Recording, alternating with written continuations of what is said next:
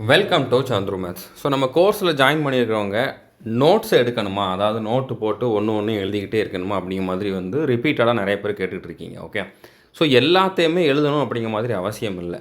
நம்ம எல்லா கிளாஸுக்குமே நம்ம கிளாஸில் என்ன டீச் பண்ணுறோமோ அதை அப்படியே பிடிஎஃபாகவும் கொடுத்துருவோம். மேத்ஸ், ரீசனிங், இங்கிலீஷ், ஜிகே எல்லாத்துக்குமே அந்த மாதிரி தான் நம்ம கொடுத்துக்கிட்டு இருக்கோம். ஓகே, ஸோ நீங்கள் அந்த பிடிஎஃபை ரிவிஷன் பண்ணுறதுக்கு யூஸ் பண்ணிக்கலாம். ஓகே, அதுக்காக நோட்ஸே எடுக்கவே வேண்டாம் அப்படிங்கிற மாதிரியும் இல்லை. இப்போ ஒவ்வொரு சப்ஜெக்ட்டுக்கு நீங்கள் ஒவ்வொரு மாதிரி யூஸ் பண்ணலாம். ரீசனிங்கை பொறுத்த வரைக்கும் நோட்ஸ் தேவையில்லை. எடுக்கிறதா இருந்தால் ஒரு சில டாபிக் வேணால் நீங்கள் எடுத்துக்கலாம். ஓகே, ஒரு சில டாபிக் உங்களுக்கு கொஞ்சம் கஷ்டமாக இருக்குது அப்படின்னா அதை எடுத்துக்கலாம். மற்றபடி எடுக்க வேண்டிய அவசியம் இல்லை. இப்போ கேலண்டர் டாப்பிக்கில் பார்த்தீங்கன்னா இப்படி வந்தால் இப்படி அப்படின்னு சொல்லிட்டு ஒரு சில ஃபார்முலா மாதிரி சொல்லியிருப்பேன். அந்த மாதிரி ஒரு சில டாபிக் மட்டும்தான்.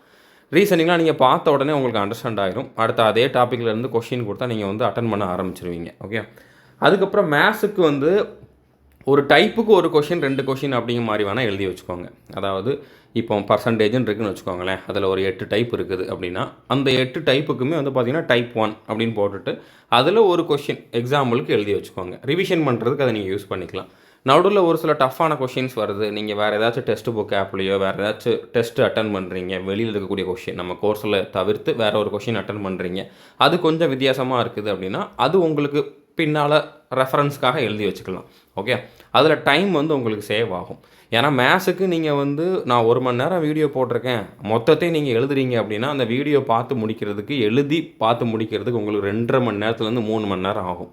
பட் இப்போ நான் சொல்கிற மாதிரி டைப் வைஸ் ஒரு கொஷின் 2 கொஷின் ஒரு சில ஃபார்முலாஸ் மட்டும் எழுதி வச்சுக்கிட்டீங்க அப்படின்னா உங்களுக்கு 1 மணி நேரம் வீடியோ முடிக்கிறதுக்கு 1.5 மணி நேரத்துக்குள்ளே முடிச்சிடலாம். ஓகே, அதே மாதிரி இங்கிலீஷுக்குமே நீங்கள் அந்த ரூல் மட்டும் நோட்ஸ் எடுத்துக்கலாம். இப்போ நம்ம ஒவ்வொரு டாப்பிக்லேயுமே நிறையா ரூல் சொல்லுவோம். ரூல் எல்லாம் நோட் பண்ணி வச்சுக்கோங்க. அதுக்கு எக்ஸாம்பிளுக்கு ஒரு கொஷின் வேணால் நோட் பண்ணி வச்சுக்கோங்க.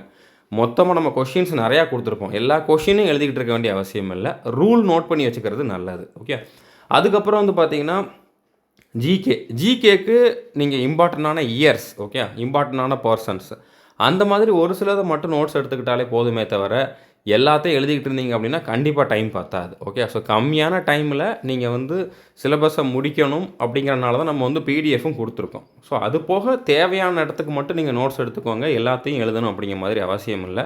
பட் உங்களுக்கு தேவைப்படுது, இந்த இடத்துல நோட்ஸ் எடுத்தால் நல்லாயிருக்கும், எழுதுனா எனக்கு நல்லா மெமரைஸ் ஆகும் அப்படிங்கிற மாதிரி இருக்கிறீங்க, டைம் இருக்குது படிக்கிறதுக்கு அப்படின்னா நீங்கள் நோட்ஸ் எடுத்துக்கலாம். ஓகே, ஸோ நான் என்னோடய பாயிண்ட் ஆஃப் வியூவில் என்ன அப்படிங்கிறத சொல்லிட்டேன். ஒவ்வொருத்தருக்கும் ஒவ்வொரு மாதிரி இருக்கும். ஸோ நீங்கள் உங்களுக்கு என்ன தேவையோ அதுக்கேற்ற மாதிரி ஃபாலோ பண்ணிக்கோங்க. தேங்க்யூ.